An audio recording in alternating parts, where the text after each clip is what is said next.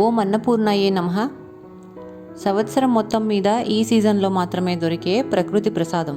మన ముందు జనరేషన్స్ అంతా ఎంతో ఇష్టంగా తిన్న జీడి మామిడి పళ్ళు. ఇప్పుడు మనకివి దొరకటమే కష్టం. దొరికినా కూడా వీటి టేస్ట్ ఏంటి ఇలా ఉంది అని ఇప్పటి వాళ్ళు తినడానికి కూడా ఇష్టపడట్లేదు. కానీ సంవత్సరంలో ఒక్క గ్లాస్ జస్ట్ 100 ml ఈ జ్యూస్ తాగటం ఎంత ఇంపార్టెంటో ఈ వీడియోలో తెలుసుకుందాం.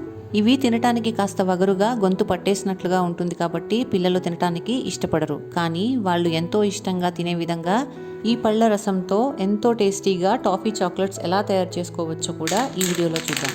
ఈ పళ్ళు 2 రోజులకు మించి నిల్వ ఉండవండి. సో వేరే అన్ని ఫ్రూట్స్లా మనకి ఈజీగా దొరకకపోవడానికి అదే మెయిన్ రీజన్. ఎక్కువగా విలేజెస్ అండ్ టౌన్స్లో దొరికే ఈ పళ్ళు ఈ మధ్య సీజన్ టైంలో సిటీస్లో కూడా దొరుకుతున్నాయి. ఈ జ్యూస్ చేసుకోవడం కోసం నేను ఇక్కడ 1.5 డజన్ అంటే 18 వరకు జీడి మామిడి పళ్ళు తీసుకున్నాను. ఇప్పుడు ఒక బౌల్ పైన ఇలా స్ట్రైనర్ పెట్టుకుని ఈ పళ్ళని ఒక్కొక్కటిగా పిండుకుంటూ వీటి నుండి రసం సేకరించాలి. వీటిని మిక్సీ లేదా బ్లెండర్లో గ్రైండ్ చేసుకోవడం వల్ల జ్యూస్ టెక్స్చర్ ఇంకా టేస్ట్ మారిపోతుంది. నెక్స్ట్ ఈ జ్యూస్తోనే మనం చాక్లెట్స్ తయారు చేస్తాం కాబట్టి నేను ఈ ప్రాసెస్నే ప్రిఫర్ చేస్తున్నాను.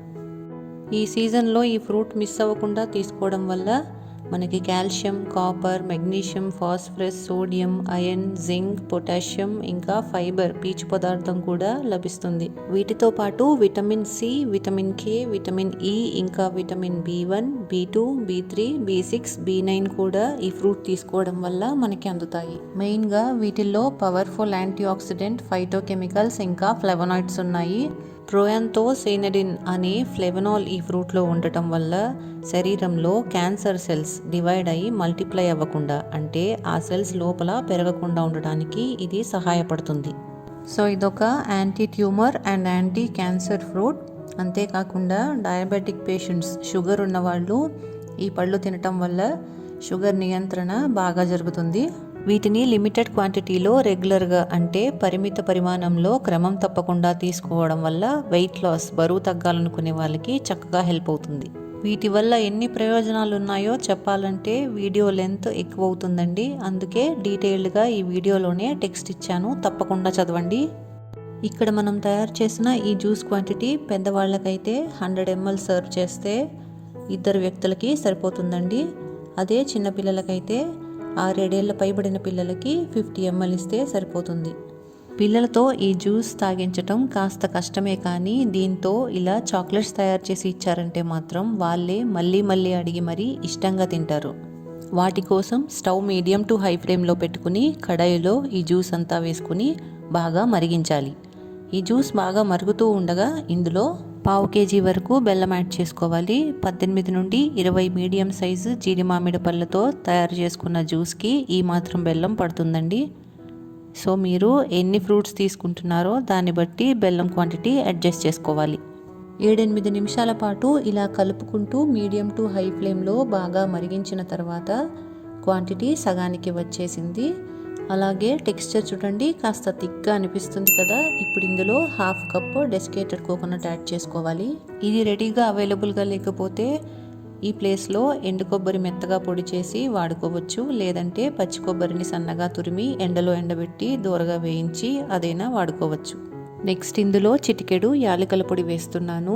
ఇది కూడా ఆప్షనలే, కావాలంటే వేసుకోవచ్చు, లేకపోయినా పర్వాలేదు. కాకపోతే ఈ పొడి వేయకపోవడం వల్ల ఈ టాఫీస్లో ఎక్కువగా జీడి మామిడి ఫ్లేవరే తెలుస్తుంది. ఈ రెండు కూడా బెల్లం పాకంలో చక్కగా కలిసేలా కలుపుకోవాలి. ఇంకా ఈ స్టేజ్ నుండి స్టవ్ లో టు మీడియం ఫ్లేమ్లోకి మార్చుకోవాలి. ఇప్పటి నుండి అస్సలు హై ఫ్లేమ్ వాడకూడదండి.